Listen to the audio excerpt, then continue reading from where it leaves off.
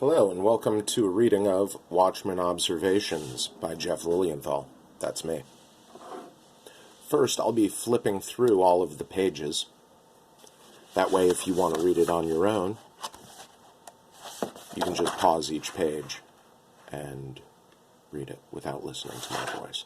After I flip through all of the pages, I will read it all the way through.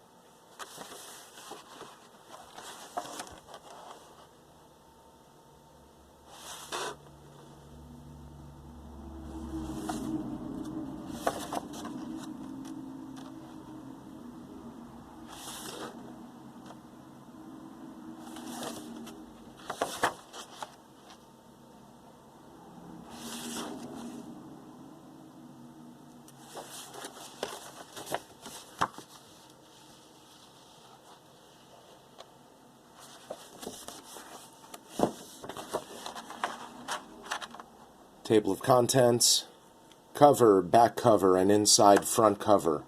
Blood spot over right eye. Essay, Goat Innards, Ozymandias is Hooded Justice. Inside back cover upper, Old Ghosts represent old heroes. Inside back cover lower, Like Father, Like Daughter. By Jeff Lilienthal. Let me know what you think. jrlilient at yahoo.com. Adrian Veidt was Hooded Justice. Hooded Justice became Adrian Veidt. First, though, he was Ramses II. Later, he became Alexander the Great. Later still, he became Hooded Justice. And now, he is Ozymandias. Each time he decides it is time to move on to a new identity, he has a spiritual discovery and reinvents himself. The main piece of evidence that supports this theory can be found in two pictures.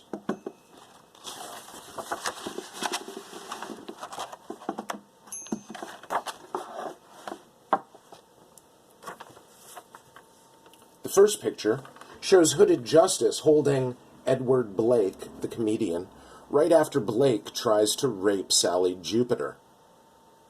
The second picture is of Adrian Veidt holding Blake right before Veidt throws Blake out of the window.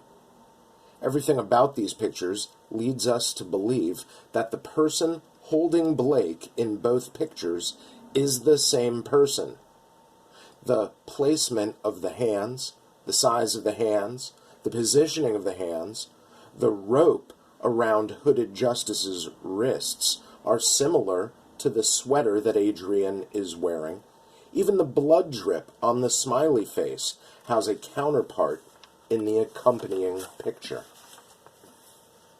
Hooded Justice's first appearance is in October 1938. Veidt says he was born in 1939. Hooded Justice joins the Minutemen in 1939. Hooded Justice retired and disappeared in 1955. He supposedly died in 1956. Ozymandias' first appearance was in 1958. So the big question is, how can Adrian Veidt, who claims he was born in 1939, and Hooded Justice, a grown man at that time, be one and the same person? Answer: Veidt's superpower is immortality. He does not age.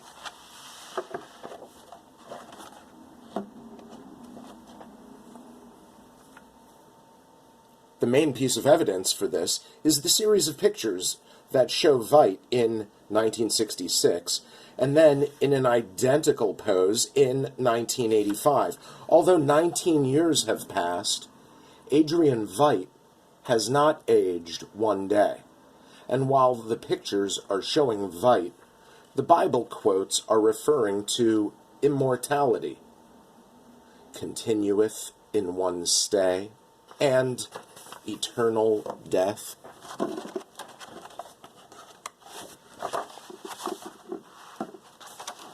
So how old is he? 3,264 years old. There is much evidence to suggest that Ozymandias is Ramses II of ancient Egypt. One of Veidt's personal beliefs about death was expressed to his secretary and deals with an Egyptian belief. Death is launching on a spiritual discovery. This idea of his was reiterated later on by Night Owl to Rorschach. I remember Adrian once telling me that the Egyptians regarded death as a voyage. To which Rorschach replies, nice idea if you can afford to go first class with pharaohs, which actually means more when you realize that Veidt was a pharaoh. In Veidt's Methods, Adrian writes about spiritual disciplines to a new you, using the mind's healing powers. Adrian noted that his scheme to unite the world was the culmination of a dream more than 2,000 years old. Rorschach also commented that ancient pharaohs looked forward to end of world, must be currently holding breath in anticipation. He didn't realize that he was referring directly to Adrian, but he was. Veidt not only quotes Ramses II, but his password is Ramses II. Veidt also acts in ways that make us believe he is not a regular human. He not only separates himself from humanity physically by building Karnak in Antarctica, but he separates himself mentally from humanity by referring to others as humanoids.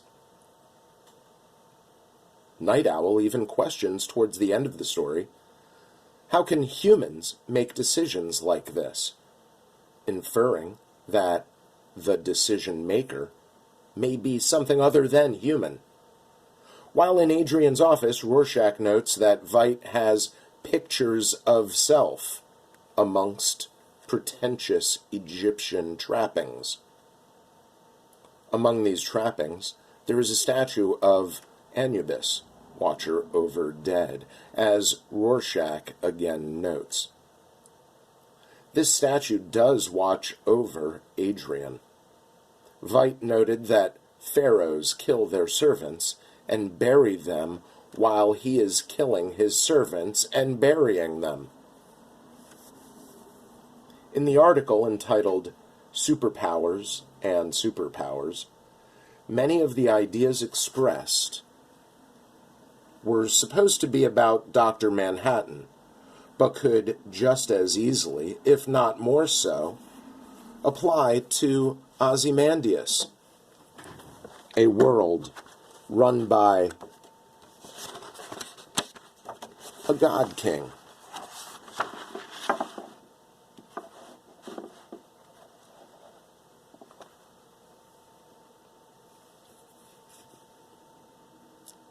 A world run by a god king seems desirable. Gods now walk amongst us. The safety of the world rests in the hands of a being far beyond what we understand to be human. The interviewer, during the Veidt interview, noted that Veidt looks like a god. In Dan's orthological journal piece, Blood from the Shoulder of Pallas, Pallas was an immortal, and she had an owl who sat on her shoulder, silently sharing immortal wisdom. This corresponds directly to the fact that Ozymandias is an immortal, and he is sharing his wisdom about world peace with Night Owl, who will keep silent about it, silently sharing immortal wisdom. When Adrian pushes the assassin's face into the Ramses burial death mask adorning the fountain, Adrian is revealing his true identity to the assassin. Veidt's immortality was possibly threatened by something Blake said at the Crime Busters meeting in 1966. According to Veidt, Blake opened Veidt's eyes to the eventual end of the world. Veidt was made aware of mankind's mortality, that Earth might die. The smartest man on the cinder comment panicked Veidt into scheming his plan. Blake believed that humans would be wiped out because of nuclear war. The fact that Blake would say something like smartest man on the cinder means that Blake knew that Veidt would be able to survive that devastation. This means that Blake knew who Veidt was. That Veidt was actually Hooded Justice. And that meant that Veidt didn't age, and that meant that Veidt was immortal.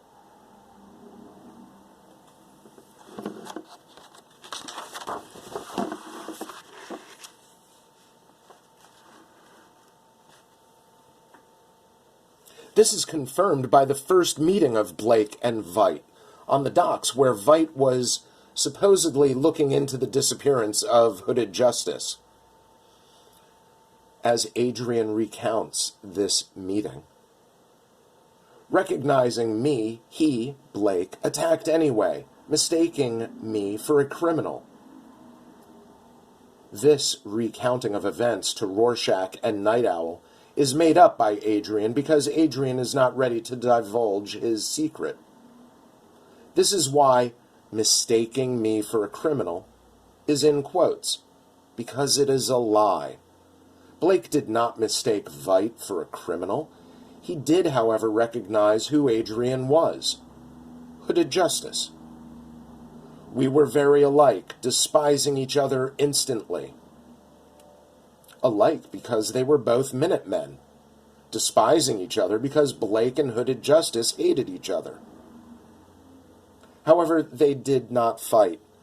If they fought, it would have been shown.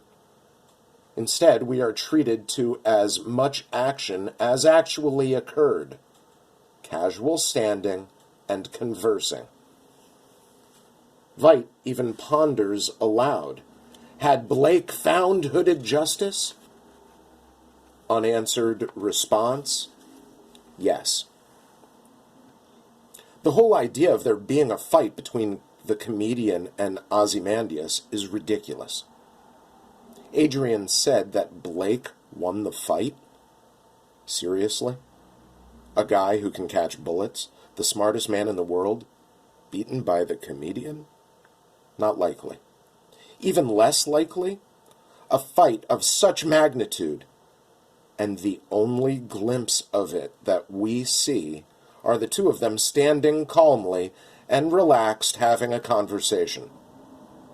The fight never happened. Blake found out that Hooded Justice became Ozymandias, Adrian Veidt, and Veidt confided in Blake. This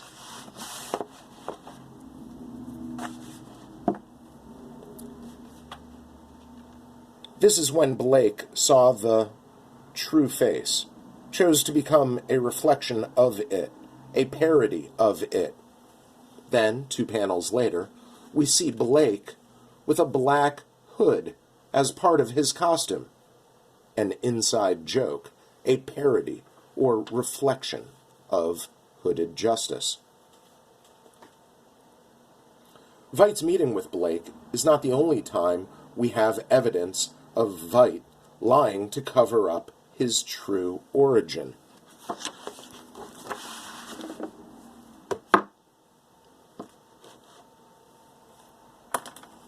When Adrian is recounting his past to his servants, we are seeing what Adrian is describing. But during these flashbacks, we are not able to see any faces. All of the faces are either turned away from us or are darkened by unexplained shadows. These images are shown this way because Adrian was never a boy or a young man in these situations. He is making them up. These things did not occur, therefore we cannot watch them. Veidt actually uses a phrase in his private papers that may refer to this. Modified visions of a half-imagined past. There are some quotes that could be interpreted as having to do with Veidt's made-up childhood. Some of the stuff about his early life, fantasies about a father he never knew. This is the psychiatrist talking about Rorschach, but could just as easily apply to Veidt. Another quote of Rorschach's, which could be referring to Veidt, is, "I have 2 parents, although actually I don't have any."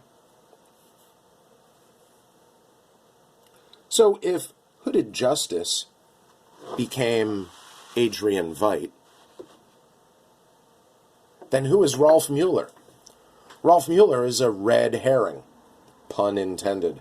When Hooded Justice described he was not prepared to reveal his true identity, he decided to kill someone with a similar build in order to stop speculation about who he might be. Mueller was shot through the head. This is exactly the same way that Veidt kills Moloch. There was never any proof that Mueller was Hooded Justice, other than similar body build. In fact, Hooded Justice's disappearance was such a mystery that Hollis Mason questioned it in Under the Hood. Blake investigated it successfully, and Veidt even talked about investigating it to throw off speculation. Anything that is blamed on communists is actually Veidt's fault. The impending end of the world is blamed on the communists, when in fact it is Veidt. Dr. Manhattan's disappearance is blamed on communists, when in fact it is Veidt. Nova Express's funding is blamed on communists, when in fact it was Veidt. And Mueller's death was blamed on communists. There are similarities between Hooded Justice and Adrian Veidt that are difficult to explain unless they are one and the same. Hooded Justice and Adrian Veidt were both gay, approved of Nazis, and held similar political stances.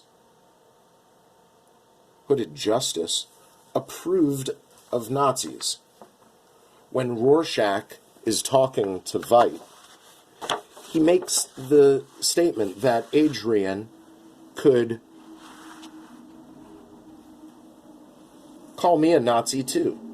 Adrian's reaction to this statement is difficult to describe. Maybe interest, pleasure, approval. Hooded Justice was gay. His boyfriend was Captain Metropolis. They covered up their relationship with a fake relationship between Hooded Justice and Sally Jupiter, but it was noticed by Blake, who called him out on it early on.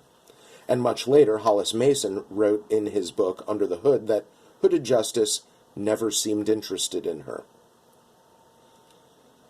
Rorschach suspected Adrian of being a homosexual, noting that in the future he must investigate. In 1966, after the Crime Busters meeting broke up, Everybody left except Nelson and Adrian, because Adrian was consoling Nelson. Later in an interview with Nova Express, Adrian points out that his dearest friends are superheroes.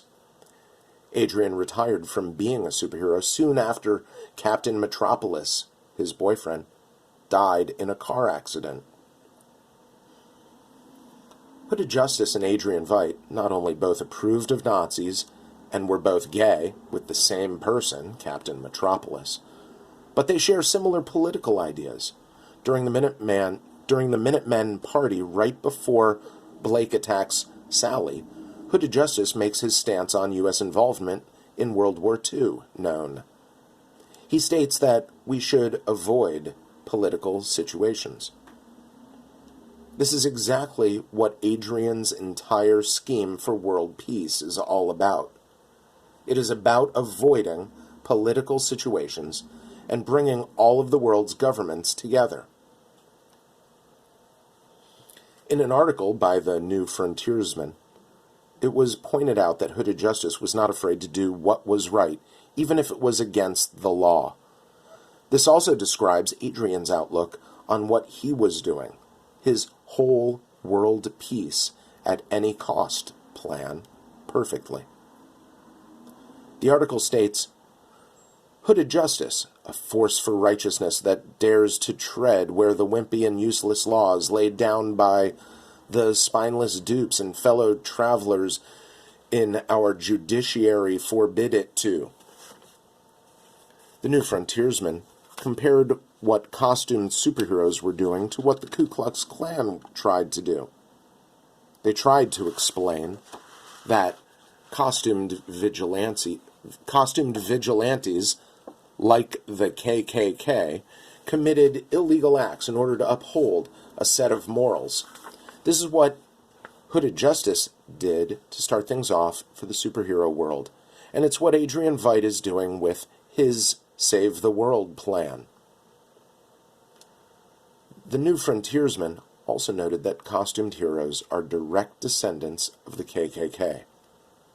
Hooded Justice's costume is taken directly from the KKK. Hood, Noose, and Ozymandias is a direct descendant of Hooded Justice. Doug Roth of Nova Express states that defending superheroes is like attempting to graft an acceptable face onto glorified Klan-style brutality. The Klan-style brutality is Hooded Justice, and the acceptable face is Adrian Veidt.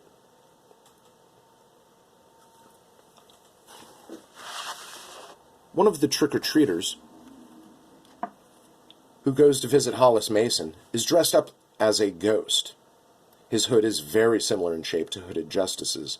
Under his hood, the ghost is wearing a sweater, very similar to the one that Adrian Veidt wears when he kills Blake. This is representative of the fact that under Hooded Justice's hood is Veidt with his sweater. One of Hooded Justice's enemies was the comedian.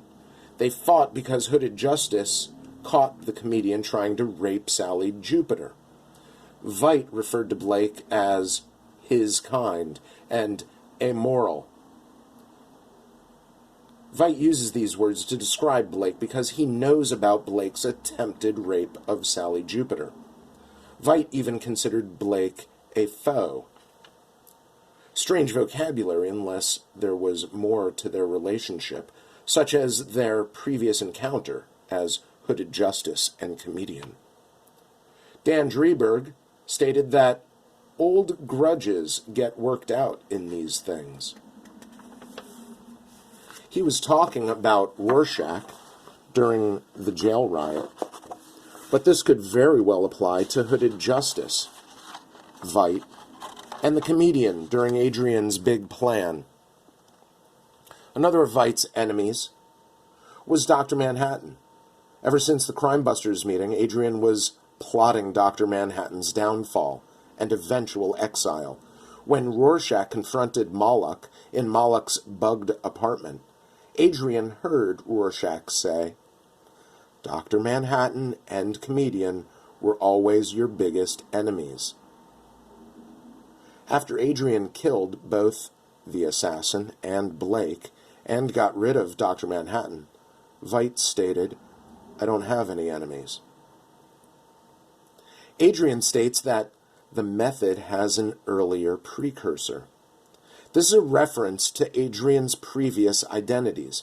Adrian Veidt refers to Hooded Justice as one of his predecessors. Ramses II was another predecessor, as previously discussed. Another identity that there is evidence for in the Watchmen is Alexander the Great. While Rorschach and Night Owl were in Adrian Veidt's New York office, Rorschach commented that Adrian was vain and had pictures of self. In Karnak, Antarctic retreat named after Ramses II's huge temple complex, Veidt has pictures of Alexander the Great on his wall. Veidt looks at a portrait of Alexander. Alexander looks identical to Veidt. Adrian spoke about Alexander restoring the culture of the pharaohs to the world, and how nearly he approached his vision of a united world. Veidt is trying to do this again. When Adrian's plan succeeded, he announced, "I did it."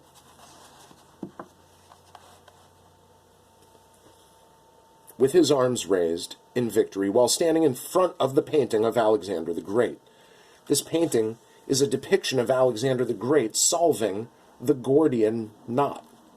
This historical event was referenced several times throughout the Watchmen. The story is about Alexander having to deal with a knot to untie, which happens to be impossible. So he uses his sword to cut through it. The same mode of operation is how Adrian Veidt deals with the situation of world peace. A virtual Gordian knot that he slices through with his sword. Veidt explains to his servants how his transformations from one identity to another takes place. Veidt explained that he wandered out into the desert, and the ensuing vision transformed me, wading through powdered history. This type of meditation is discussed in the Veidt method. Adrian explains to Rorschach and Night Owl that our past would be canceled. We see him about to transform again at the end of the Watchmen when John, Dr. Manhattan, interrupts Adrian's meditation. As with the previous transformation, out in the desert, we see that Adrian is once again surrounded by stars and meditating. Adrian is sitting on a box decorated with the Egyptian symbol Ankh, flanked by the symbol Was. Ankh translates into immortality, and Was translates into power and dominion. At the end of this conversation, John states that nothing ever ends, hinting that he knows about Adrian's immortality.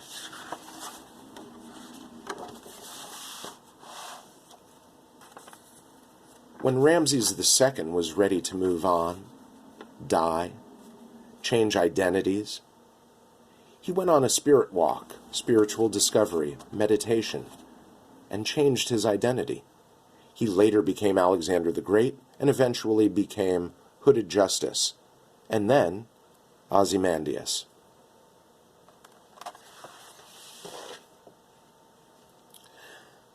Here are a couple more observations on the inside of the back cover.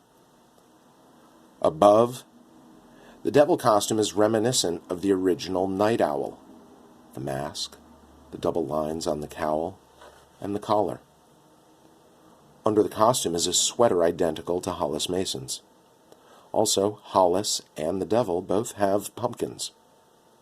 The pirate represents the comedian, the eye, the tooth, and the vest, strap, the balloon, the smiley face. The ghost represents Hooded Justice, Adrian Veidt. The hood of Hooded Justice and the Sweater of Veidt. Bottom left. Check out the running makeup and how it is identical to Blake's scar.